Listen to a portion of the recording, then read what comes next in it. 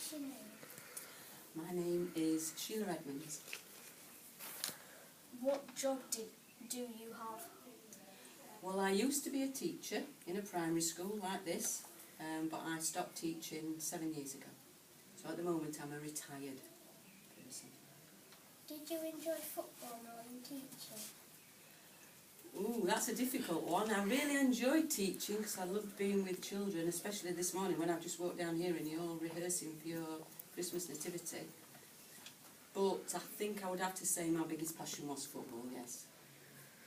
What is... how long have you been a teacher for?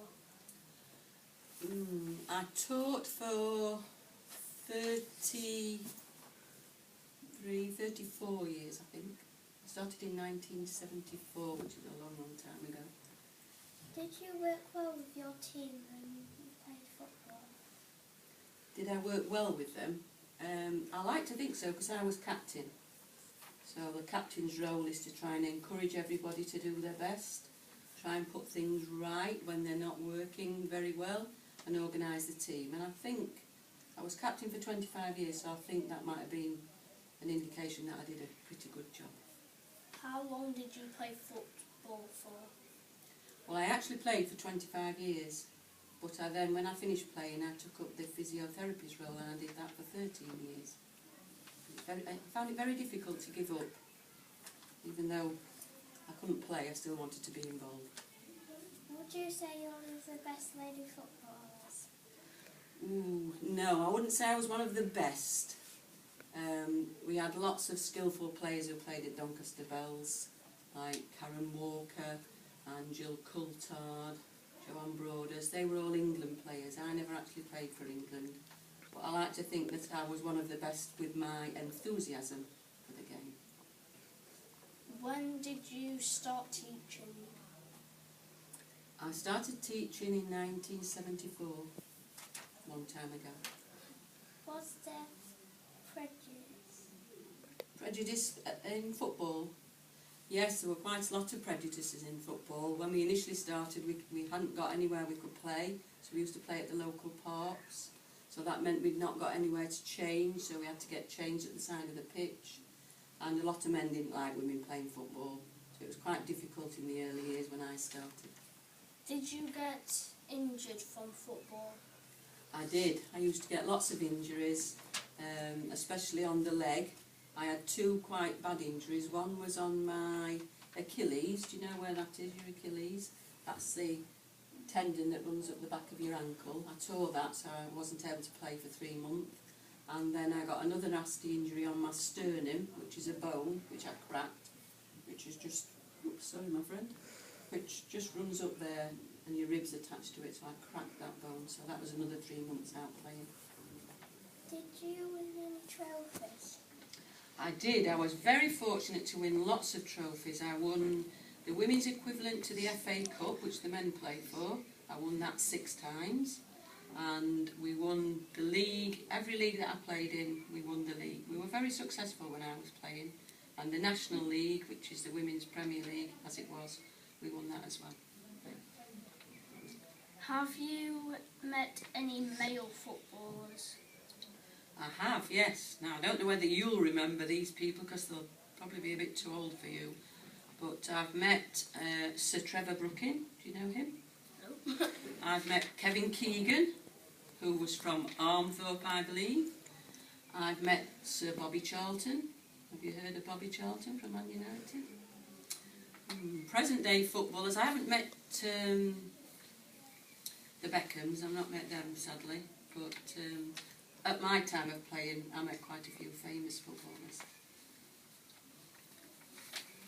Did you want to play another sport? I did, and I used to play hockey, but I was more successful at football than hockey, so I gave up the hockey and just concentrated on my football. When did you stop playing football? I stopped playing football in 1994, reluctantly. How old were you when you stopped teaching? Ooh, blimey, let me see. About About 52, I think I was, when I stopped doing teaching every day full time. But then I did a couple of years where I came in just on 2 days a week. Why did you stop playing football? I stopped playing football because my legs were not young enough to keep up with the rest of the team, and in other words, I was getting a little bit old, so it was time to call it a day. Did you watch any football channels to get you interested? I used to watch Match of the Day, because that was the only football channel that was on at the time when I was sort of your age. There used to be Match of the Day on a Saturday night, but my dad used to take me to watch football. When did you stop teaching? I stopped teaching in, let me see, the year would have been 2000 and, about 2005. What school did you teach at? Well, I started off teaching in a secondary school, which you may have heard of, which is Bowlby Car, which is a big secondary school in Bowlby. It was called Woodfield High School then. And then Doncaster schools reorganised and we had middle schools. So I taught at a brand new middle school called Woodfield Middle, and then that changed to a primary like the one you're in, which is now called Mallard Primary. What football team did you play for? I've only ever played for one football team, and that's Doncaster Rovers. Did you ever be the goalie? I once played in goal. My first sort of couple of years, our goalkeeper let in 10 goals in a charity match we were playing and was not very happy, so she decided to go home. So someone had to go in goal, so I went in goal and I only let 2 in, so I was quite pleased with myself with that. But that was the only time. I don't like goalkeeping. How old was you when you stopped teaching? I think I was about 52. When you taught people, did you have to use chalk? Good question. When I started teaching in the classroom, because to start with I just used to do PE, so I was outside all the time. But when I first started teaching in the classroom, yes, we did have to use chalk, and then we got these interactive whiteboards, which were fantastic. Did you...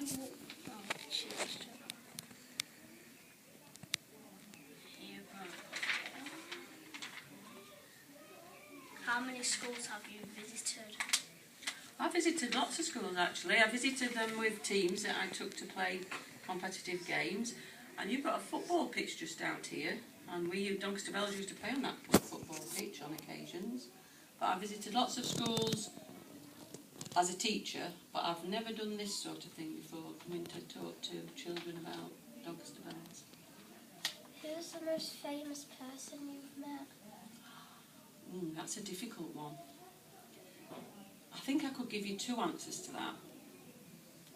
Probably the most famous person would have to be the Queen. When the Queen and Prince Philip came to Doncaster, they were invited to the Mansion House, and the Doncaster Council invited a selection of people from Doncaster to go and meet them for afternoon tea. And I was asked to go and represent Doncaster Rovers, so we went to have afternoon tea with the Queen, and I was fortunate and very privileged and honoured to chat with her and Prince Philip. And do you know what we had to eat? Cucumber sandwiches with the crust cut off all the way around the bread. And you know which one thing I don't like to eat? Cucumber. So needless to say, I didn't have anything to eat that afternoon. But really, really exciting to go and meet the Queen. And one other person that I met very briefly, just to say hello to, and you would probably think that he's very famous, because he plays in a boy band, and he's from Doncaster, a very famous boy band. Do you know who I might mean? Is it Louis? Yes, Louis Tomlinson from One Direction. Not my favourite band, but it was interesting to chat to him. My auntie used to go to school with him. Did she?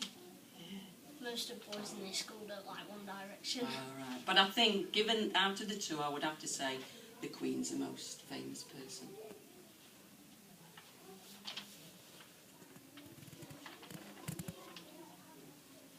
Was you the only woman on the football team?